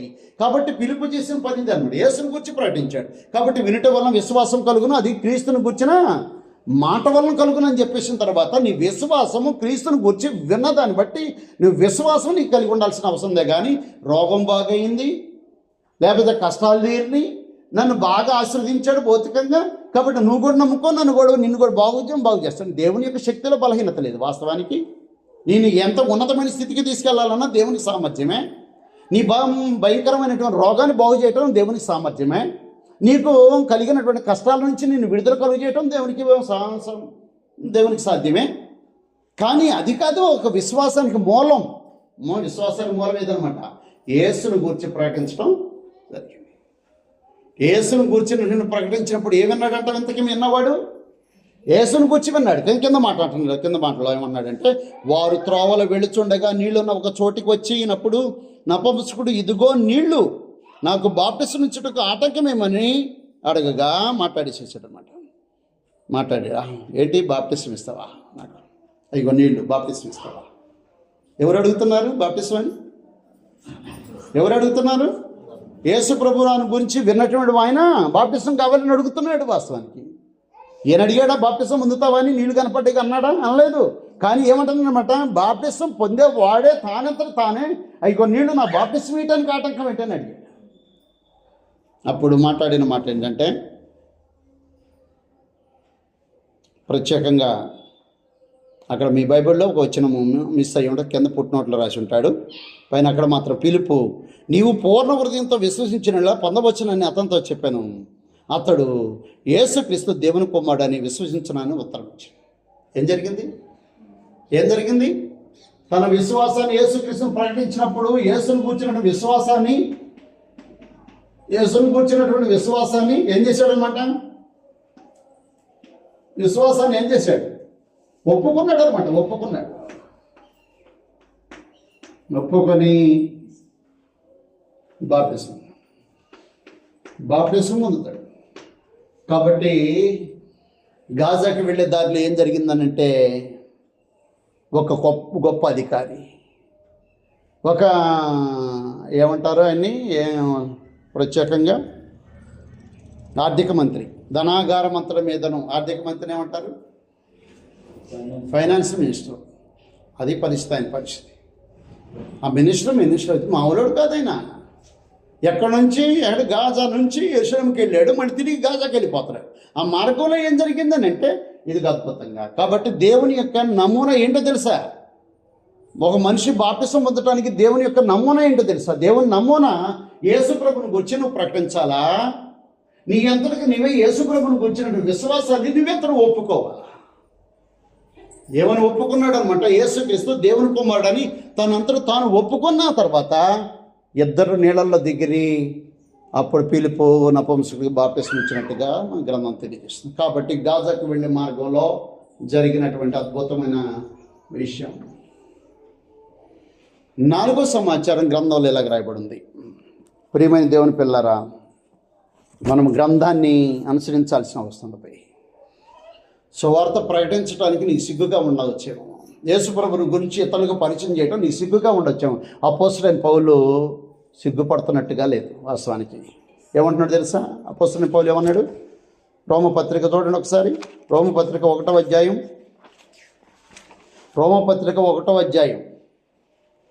16వ వచనములో, సువార్తను గూర్చి నేను సిగ్గుపడువాడను కాను, ఏలయనగా నమ్ము ప్రతివానికి యూదునికి గ్రీసు దేశస్తునికి కూడా రక్షణ కలుగుచేట్టుకు అది దేవుని శక్తి అయి ఉన్నది. కాబట్టి గ్రంథం తెలియజేస్తుంది. రోమపత్రిక చర్చనీయాంశం అంతా ఇదే వచనం. రోమపత్రిక యొక్క చర్చనీయాంశం వాస్తవానికి దీన్ని పట్టుకుని గ్రంథం అంతా వివరిస్తుంటారు. కాబట్టి గ్రంథంలో ఏం తెలియజేస్తాను, నేను సువార్త విషయంలో సిగ్గుపడేవాడు కాదన్నాడు.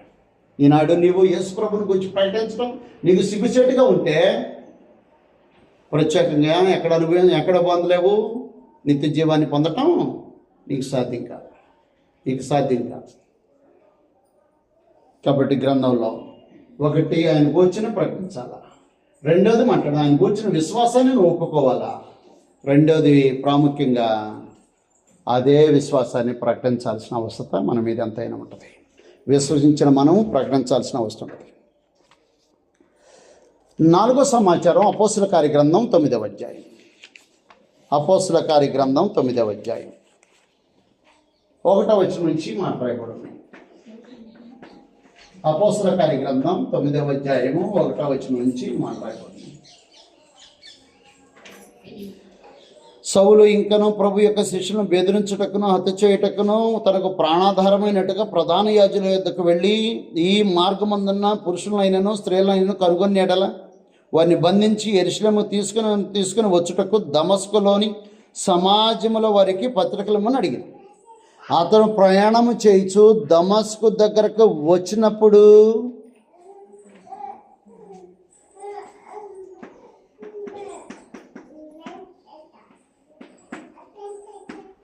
అమ్మ మీకు అర్థమవుతుందా? ఏ దారిలో? దమస్కు వెళ్ళే దారిలో. ఎవరు వెళ్తున్నారు? అపోస్తలుడైన పౌలు వెళ్తున్నాడు. వెళ్ళేవాడు ఏ ఉద్దేశంతో వెళ్తున్నాడో దారిలో అనే సంగతి నీకు అర్థమవుతుంది. వెళ్ళేవాడు ఏ ఉద్దేశం మీద వెళ్తున్నాడు?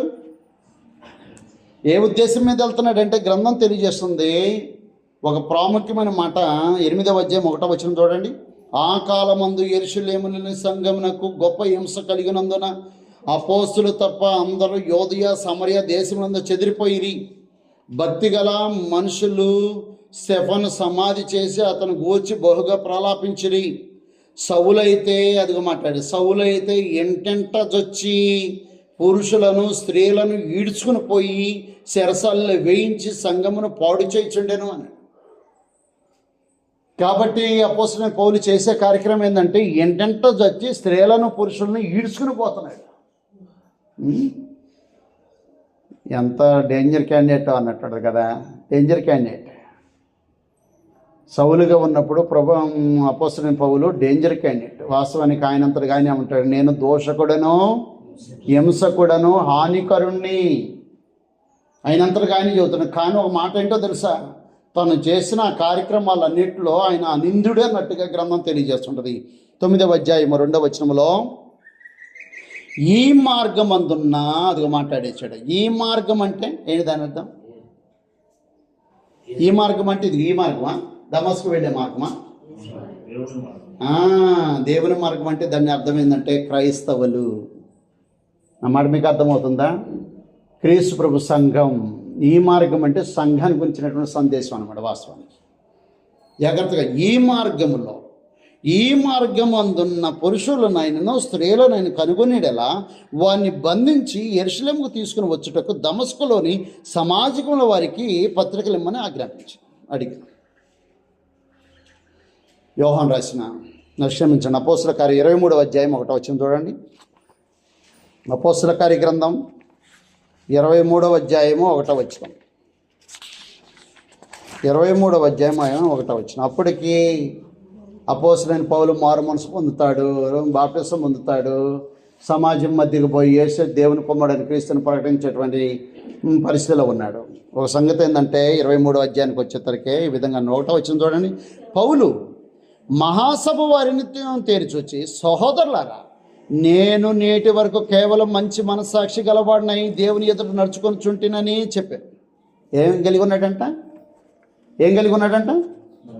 మంచి మనస్సాక్షి. ఇంత మంచి మనస్సాక్షి ఎందుకన్నాడు ఆ మాట? ఎందుకన్నాడు మంచి మనస్సాక్షి అని? ఎందుకన్నాడు? ఆయన యూదుడు, రోమీయుడు, యూదుడిగా ఉన్న తర్వాత యోధ మత ప్రకారంగా ఆయన ఏం చేస్తున్నాడంటే ఆ మార్గములందున్నటువంటి వారిని హింసించడంలో తప్పేమి లేదు, మంచి మనసాక్షితోనే ఉన్నట్టుగా మాట్లాడుతున్నాడు. ఒక సంగతి ఫిలిప్పీలకు రాసిన పత్రిక 3వ అధ్యాయము 6వ వచనం చూడండి. ఫిలిప్పీలకు 3వ అధ్యాయం 6వ వచనం. ఫిలిప్పీలకు 3వ అధ్యాయము 6వ వచనం. మాట్లాడేసాడు, నీట్గా మాట్లాడేశాడు. అక్కడ ఆసక్తి విషయము సంఘమును హింసించువాడినై ధర్మశాస్త్రము వలన నీతి విషయమై అనిందుడనై ఉంటిని అన్నాడు. అందుకని మనసాక్షి కల్మషం దోచట్లేదు. కాబట్టి ధర్మశాస్త్రం విషయంలో అనిందుడిగా ఉన్నాడు, కానీ ఏం చేస్తున్నాడు? ఆసక్తి విషయంలో మాత్రం ఏం చేస్తున్నాడు? సంఘాన్ని హింసిస్తున్నాడు. అపోస్తుడైన పౌలు సంఘాన్ని హింసిస్తున్నటువంటి క్రమంలో ఉన్నాడు. ఈనాడు నీవు సంఘమునకు ఆటంకమా సమ్మతమా?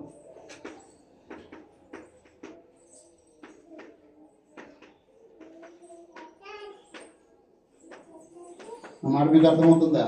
నువ్వు సంఘానికి సమ్మతిస్తున్నావా అంటే సంఘంతో సమాధాన పడుతున్నావా, లేకపోతే సంఘానికి వ్యతిరేకంగా ఉన్నావా?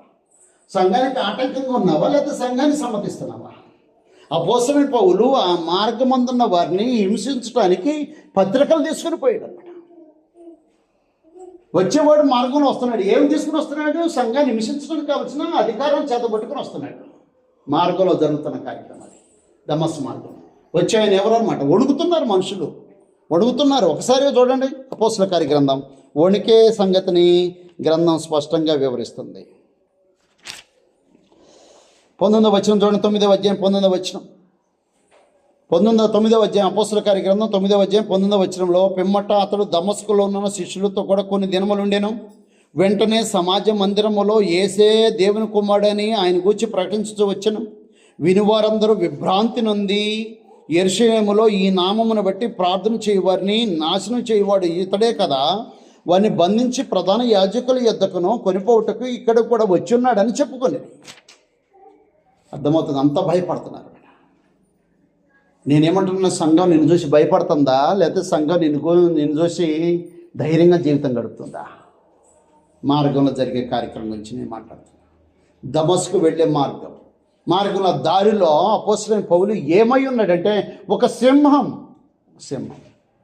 అపోస్తలుడైన పౌలు ఒక సింహముగా జీవితం గడుపుతున్నాడు. జరిగే కార్యక్రమం. ఇప్పుడు నువ్వు సంఘానికి ఆటంకమా లేదా సమ్మతమా? ఏంటి నీ పరిస్థితి ఏంటి? రెండో సంగతి గ్రంథం మాట్లాడుతుంది. అపోస్తలుడైన పౌలు మార్గంలో సింహం అయి ఉన్నాడు. సింహం దానికి గొర్రెపిల్ల అడ్డం వచ్చినట్టుగా మాట్లాడతారు. గొర్రెపిల్ల ఎవరన్నా? గొర్రెపిల్ల యేసుక్రీస్తు వారు. యేసుక్రీస్తు వారు వస్తున్నారు. నీకు ఒక సంగతి ఉందంటే, ఆ మార్గంలో ఉన్న వారిని ఎంతగా హింసించాడో, హింసించినటువంటి పరిస్థితుల్లో ఏమంటున్నాడు తెలుసా? కింద 9వ అధ్యాయం 3వ వచనం చూడండి. అతడు ప్రయాణం చేయొచ్చు దమస్కు దగ్గరకు వచ్చినప్పుడు అకస్మాత్తుగా ఆకాశం నుండి ఒక వెలుగు అతను చుట్టూ ప్రకాశించెను. అప్పుడు అతడు నేల మీద పడి, సౌలా సౌలా నీవేళ నన్ను హింసించుతున్నావని తనతో ఒక స్వరం చెప్పుట విని. నువ్వు ఏం చేస్తున్నావు అనమాట? హింసిస్తున్నావు సంఘాన్ని. నువ్వు సంఘాన్ని హింసిస్తున్నావు. వాస్తవానికి నువ్వు సంఘానికి సమ్మతంగా లేకపోతే, ఆటంకంగా ఉంటే నువ్వు ఎవరిని హింసిస్తున్నావు అని అంటే ప్రభుని యేసుక్రీస్తుని హింసిస్తున్నావు అన్నాడు. నువ్వు సంఘము నిర్ణయించే కార్యక్రమాల్లో నీ వంతుగా నువ్వు పాలుపుచ్చుకోవాల్సిన వస్తుంది, కానీ ఆటంకంగా ఉండటానికి అవకాశమే లేదు. వాస్తవం నువ్వు ఆటంకంగా ఉన్నావంటే గ్రంథం ఏం చెబుతుందంటే ప్రభుని యేసుక్రీస్తు వారికి నువ్వు హింసించేవాడు గ్రంథం చెప్పే సమాచారం. ప్రభుని యేసు నువ్వు నన్ను హింసిస్తున్నావు. అప్పుడు ఏమన్నాడు తెలుసా? వాస్తవానికి 5వ వచనం చూడండి. ప్రభువా నీవెవడని అడగగా ఆయన నీవు హింసిస్తున్న యేసు అని చెప్పేశాడు. కాబట్టి రెండో సంగతి జాగ్రత్తగా నాది. ఇక్కడ ఒకటి, ఎవరిని హింసిస్తున్నాడైనా? ఎవరిని హింసిస్తున్నాడు? సంఘాన్ని హింసిస్తున్నాడు. అంటే ఎవరిని హింసిస్తున్నట్టు? యేసుక్రీస్తు వారిని హింసిస్తున్నట్టు. రెండో సంగతి ఏం జరుగుతుంది అక్కడ తెలుసా? అలా హింసించేవాడు సైతము, శ్రమ పెట్టేవాడు సైతము, స్త్రీలను పురుషులను ఈడ్చుకొని పోయి బంధించేవాడు సైతము ఏమంటున్నాడు తెలుసా? యేసుక్రీస్తు అని ఏమని ఒప్పుకుంటున్నాడు? ఏమని ఒప్పుకుంటున్నాడు? ఏమని ఒప్పుకున్నాడు అక్కడ? ప్రభువా అనే పదాన్ని ఉపయోగించాడు. ప్రభువా అనే పదం ఎవరు ఉపయోగిస్తుంటారనమాట? ఆయన అంగీకరించిన వాళ్ళే ఉపయోగిస్తుంటారు. ఎవరు మాట్లాడరు ప్రభు అని? యేసు ఎవరు నువ్వు అనవచ్చు కదా, అనకుండా ప్రభువా నువ్వెవడవి? కాబట్టి ప్రభు అనేటువంటి పదం మీకు ముందుగానే చెప్పేశాను. గ్రంథం తెలియజేస్తుంది, యేసు ప్రభు అని నోటితో ఒప్పుకొని దేవుడు ఆయన మృతుల్లో నుండి లేపినని నీ హృదయంలో విశ్వసించినడలా నువ్వు రక్షించు. కాబట్టి ప్రభు. కాబట్టి దొంగ ఉన్నాడు. దొంగ ఎడం చేయకపోతే ఎడం పక్కన ఉన్నటువంటి ఒక దొంగ ఉన్నాడు. ఏం చేస్తున్నాడు దొంగ? ఏమన్నాడు? నువ్వు ఆగు అని అన్నారు. నువ్వు యూదులకి రాజువాట కదా, నువ్వు రక్షించుకుని మమ్మల్ని కూడా రక్షించరాదని అంటే పక్కన ఉన్న దొంగ నువ్వు ఆగు, నీకు నాకు మనం సమంజసమే. ఈ విధంగా మనం పాటుపడటం సమంజసమే. కానీ ఆయనలో ఏ తప్పిదం లేదు అని చెప్పేసి మాట్లాడి ఏమన్నాడు తెలుసా? ప్రభువా నీ రాజ్యం వచ్చినప్పుడు నన్ను ఎవరంటారన్నమాట? ఒక వ్యక్తి యేసుని ప్రభు అని ఎవరంటారని అంటే ప్రత్యేకంగా ఆయన ఎవరో అని సంగతి ఎరిగిన వాళ్ళు మాత్రం అంటుంటారు. కాబట్టి అపోస్తలుడైన పౌలు ప్రత్యేకంగా అప్పుడు దాకా శ్రమ పెట్టిన వాడు, హింసించిన వాడు, అలాగే నరహత్యకి పాల్పడిన వాడు, హింసకుడు, దోషకుడు, హానికరుడైన అపోస్తలుడైన పౌలు ఇప్పుడు ప్రభు అంటున్నాడు. ఎవరైనా నోటితో ప్రభుని ఒప్పుకోవాల్సిందే. ఒక వ్యక్తి నిత్యజీవం పొందాలంటే ప్రభుని ఒప్పుకోవాల్సిందే. ఒక వ్యక్తి నిత్యజీవం పొందాలంటే యేసు దేవుని కుమారుడని విశ్వాసం, యేసు ప్రభు దేవుని కుమారుడని విశ్వసించాల్సిన అవసరం ఉంది. ఒక వ్యక్తి ప్రత్యేకంగా నిత్యజీవం పొందాలంటే ప్రాముఖ్యంగా గ్రంథం తెలియజేస్తుంది యేసు ప్రభునందు విశ్వాసం ఉంచాలి. ఒక వ్యక్తి నిజంగా నిత్యజీవం పొందాలంటే గ్రంథం తెలియజేస్తుంది ఎరుకో మార్గంలో నిత్యజీవం పొందటానికి ప్రాముఖ్యంగా దేవుని ప్రేమించాల్సిన అవసరం ఉంది. దేవుని ప్రేమించాలి. దేవుని ప్రేమించాలంటే ఏంటి దాని అర్థం? దేవుని ప్రేమించాలంటే ఏంటి దాని అర్థం? తన జీవితాన్ని మార్చుకోవాలి. అందుకే కీర్తన గ్రంథం 97 కీర్తన 10వ వచనంలో యెహోవాను ప్రేమించేవాళ్ళారా చెడుతనమును అసహించుకునుడి. కాబట్టి యెహోవాను ప్రేమించే వాళ్ళు ఏం చేస్తుంటారంటే చెడుతనాన్ని అసహించుకుంటారు. కాబట్టి ఏం చేస్తుంటారు? మాట్లాడుతూ దొంగతనం చేసేవాడు దొంగతనం చేసిన మానేసి అక్కర కలిగిన వారికి పంచిపెట్టగలిగేటువంటి అద్భుతమైన స్వభావం కలిగిన వాడు ప్రత్యేకంగా దేవుని ప్రేమించేవాడు. కావున ప్రేమని దేవుని పిల్లలారా, నువ్వు సువార్తకు లోపడాలి. అపోస్తలుడైన పౌలు ఏ విధంగా ప్రభువా నువ్వెవడివి, నువ్వు హింసిస్తున్న యేసుని, ఓహో ఏంటి పరిస్థితి అర్థమైపోయిందని, ఎంత దోషకుడిగా ఉన్నాడో, ఎంత హానికరుడిగా ఉన్నాడో, ఎంత హింసకుడిగా ఉన్నాడో ఒక్కసారి వెంటనే ప్రభుకి వెళ్ళే తిరిగిన మనసు. నీ మనసు, నీ హృదయం ప్రభు వైపు తిరగపోతే నువ్వు నిత్య జీవానికి పాత్రుడవై ఉండవు. కాబట్టి ధర్మశాస్త్రోపదేశకుడు ప్రభువా యేసు బోధకుడా, నేను నిత్యజీవం పొందాలంటే నేనేం చేయాలి? ఏం చేస్తావు?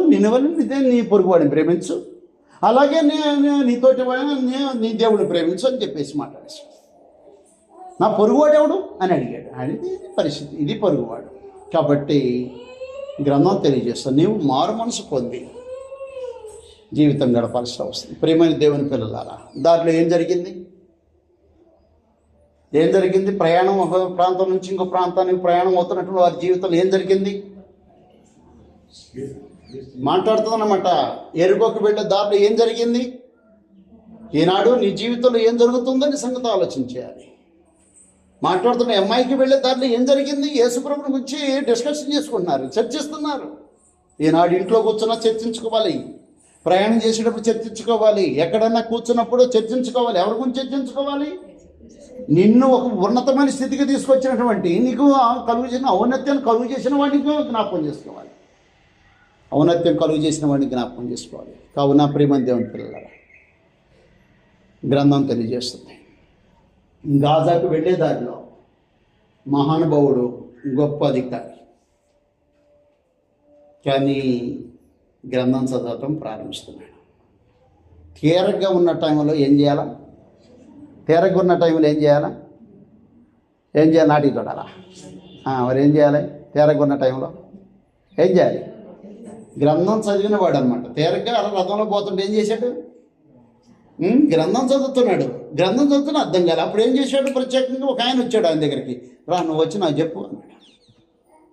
నువ్వు వచ్చి నాకు చెప్పు, ఇది చదువుతున్నా నాకు అర్థం కాలేదు. ఈ వెంటనే చెప్పటం మొదలు. ఎవరి గురించి చెప్పాడు? అయ్యా, మేము యెరూషలేములో అనే శ్రమలు పొందాం, ఎన్ని కష్టాలు నాకు, ఎన్ని బాధలు నాకు అని చెప్పాడా? మేమందరం ఇంతమంది ఎటోళ్ళు అటు వెళ్ళిపోయాం, ఎన్ని బాధలు పడ్డాము అన్నాడా? ఏం చెప్పాడు? యేసు ప్రభుని గురించి ప్రకటించాడు. నీ జీవితంలో నీ జీవిత అనుభవం చెప్పడం కాదు, ప్రభుని యేసుక్రీస్తు ద్వారా నువ్వు మారు మనసు పొంది నువ్వు పొందిన రక్షణ విషయంలో నువ్వు ఎంత ఔన్నత్యం కలిగిన వాడు అని సంగతి చెప్పాలి. కాబట్టి గ్రంథం మాట యేసుక్రీస్తుని గురించి ప్రకటించాలి. అప్పుడు యేసుని గురించిన విశ్వాసం చాటుకోవాలి. అంతేగాని ఓ రోగం బాగా అయిపోయింది, దేవుడు అందుకే నన్ను గొప్ప చేశాడు, ఇదిగో నేను నమ్ముకున్నాను, నన్ను నా ఇంటిలో చూడు మా అందరం ఇట్లా ఆశీర్వదించబడ్డాం. ఎక్కడ చూసినా టీవీలో అని చేస్తే ఏం జరిగితే ఏం కనపడింది? మా అబ్బాయి ఆశీర్వదించబడ్డా, మా అమ్మాయి ఆశీర్వదించి, మా ఇంట్లో గేదె ఆశీర్వదించబడింది, పిల్లి ఆశీర్వదించబడింది, కుక్క పిల్ల ఆశీర్వదించబడింది. ఎన్ని కన్నదో రకరకాల కథలు. అర్థమైందా? అవి ఆశీర్వించబడటం కాదు వాస్తవానికి. అది నువ్వు అడగకపోయినా దేవుడు నిన్ను నీ భక్తిని బట్టి వాటిని ఇస్తుంటుంటాడు. అది సెకండరీ. కానీ నువ్వు రావాల్సింది ఏంటన్నమాట? క్రీస్తులో నీకు ఆశీర్వాదం, క్రీస్తులో నీకు ఆశీర్వాదం. భౌతికమైన దీవెన కాదంటలేదు నేను, అది దేవుడు అనుగ్రహించిన ఆశీర్వాదం అది. కానీ మన దృష్టి అంతా అది కాదు. వాస్తవానికి ఏం జరగాల? యేసుని గురించి ప్రకటించాలా, యేసుని గురించిన విశ్వాసాన్ని ఒప్పుకోవాలా, బాప్తిసం పొందాలా. క్రీస్తులో దేవుడు అనుగ్రహించిన ఔన్నత్యాన్ని ఆ గొప్ప ధనవంతుడు అనుభవించాడు. ప్రాముఖ్యంగా వాస్తవానికి ఫైనాన్షియల్ మినిస్టర్ ఆయన ఏమనుభవించాడు? రక్షణ భాగ్యాన్ని పొందాడు. తనంతట తాను యేసు గురించి విన్నాడు, తనంతట తాను యేసు గురించి విశ్వసించాడు, తనంతట తాను యేసు ప్రభుని గురించి ఒప్పుకున్నాడు. చక్కని రక్షణ పొంది తన ప్రాంతానికి తాను వెళ్ళాడు. గాజా మార్గంలో, ఇక్కడ మన దమస్కుకు వెళ్ళే దారిలో. ఎంత దుర్మార్గుడైనా మార్చగలిగే శక్తి దేనికి ఉంటుంది? దేవుని వాక్యానికి ఉంటుంది. అది నువ్వు సంపూర్ణంగా విధేయత చూపించినప్పుడు నువ్వు సంపూర్ణంగా విధేయతను చూపించలేదనుకో, ఏం చేస్తాను? నిత్య జీవానికి పాత్రుడు కాదు, నిత్య నరకానికి పాత్రుడు అయ్యే ప్రమాదం ఉంది. గ్రంథం అందుకే ముందుకు హెచ్చరిక చేసింది. సంభవించినది ఏం జరుగుతుందో తెలియదు. అర్థమవుతుందా? రేపేం సంభవిస్తుందో తెలియదు. కాబట్టి బహు జాగ్రత్తగా ఉండాల్సిన వస్తుంది ప్రేమని దేవుని పిల్లరా. కాబట్టి ఎవరైనా సరే ఏమని ఒప్పుకోవాల్సిన వస్తుంది? యేసు దేవుని కుమారుడు, యేసు ప్రభుని నోటితో ఒప్పుకోవాలి. అంతగా హింసించినవాడు, ధర్మశాస్త్రం విషయంలో ధర్మశాస్త్రం వల్ల నీతి విషయంలో అనిందుడిగా ఉన్నటువంటి ఆయన ఇప్పుడు ఏం జరుగుతుందంటే తనలో అనిందుడిని నేను అనే పరిస్థితి. ఏమంటాడు తెలుసా? నేను ప్రధాన పాపిని అంటాడు. నేను అనిందుడిని కాదు, నా మనస్సాక్షి బాగుందా అన్నటువంటి ఆయన యేసుప్రభులోకి వచ్చిన తర్వాత ఏమంటాడు? నేను ప్రధాన పాపిని అంటాడు. అప్పుడు మనస్సాక్షి కలతేస్తుంటారు అన్నమాట. ధర్మశాస్త్ర విషయంలో కలతే లేదు. కానీ యేసుప్రభులోకి వచ్చే కలత. లోకంలో జీవించేటప్పుడు పాపం చేస్తే పెద్ద పట్టింపు లేదు, నేను బాగానే ఉన్నాను అనుకున్నాను. కానీ క్రీస్తులోకి వచ్చాక ఆయన ఎందుకు చేసిన దుర్మార్గ పని, ఎందుకు ఎలా చేశాను, నేను ఎంత పాపినో, ఎంత దుర్మార్గున్నా అనే సంగతి క్రీస్తులోకి వచ్చాక అర్థమవుతుంది. కాబట్టి ప్రేమ దేవుని పిల్లలు జాగ్రత్తగా ఆలోచించారు. దానిలో ఏం జరిగింది అనే విషయాన్ని మనం ఆలోచన చేస్తాం. కావున మన అందరి జీవితాల్లో అనేకమైనటువంటి సంగతులు జరిగించాలని గ్రంథం తెలియజేసింది. అనేక సంగతులు జరిగించాలి. అది కేవలం ప్రభుని యేసుక్రీస్తు వారి చుట్టూరే తిరుగుతుంది. అటు దేవునికి ఇటు మానవ జాతికి ఒకటే మూలం, అది ప్రభుని యేసుక్రీస్తు. కాబట్టి నిత్యజీవం పొందటానికి దారిలో ఏం జరుగుతుందన్నమాట? నిత్యజీవం పొందటానికి ఒకటే మార్గం, అది ప్రభుని యేసుక్రీస్తు. కాబట్టి ఆయన ఎందుకు విశ్వాసం ఉంచి ఆయన దేవుని కుమారుడని నోటితో ఒప్పుకొని ఆయన స్థాపించిన ఆయన రాజ్యంలో సంఘ సభ్యులుగా, రాజ్యంలో ఆయన రాజ్య పౌరులుగా జీవితాలు గడుపుతూ ఆయన అనుగ్రహించే నిత్య జీవానికి పాత్రలై ఉండాలని ప్రభు పేట మీకు తెలియజేస్తూ ముగిస్తున్నాను. అందరికీ వందనాలు. ప్రార్థన చేసుకొని